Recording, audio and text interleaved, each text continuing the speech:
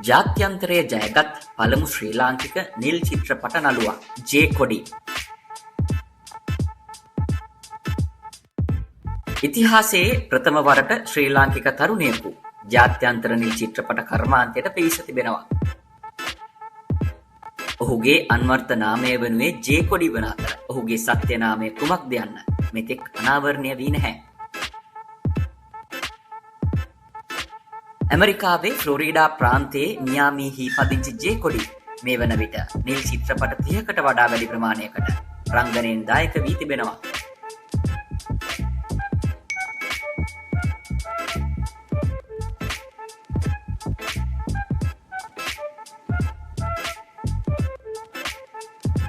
ඇමරිකාවේ ප්‍රධාන පෙළේ නිල් චිත්‍රපට සමාගම් වන බ්‍රේසර්ස්, රියැලිටි කිංග්ස්, MA ඉරෝටිකා වැනි සන්නාම රසක චිත්‍රපටිවලට ජේ කොඩි රංගනයෙන් දායක වී තිබෙනවා.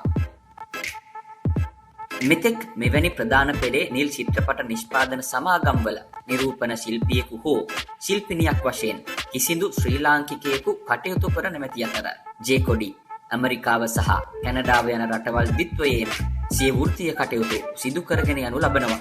ඔහු විසින් බ්‍රේසර්ස් සමාගම සමග සිදු කළ චිත්‍රපටයක් මේ වන විට නැරඹුම් වාර මිලියන ගණනක් පසු කර තිබෙනවා.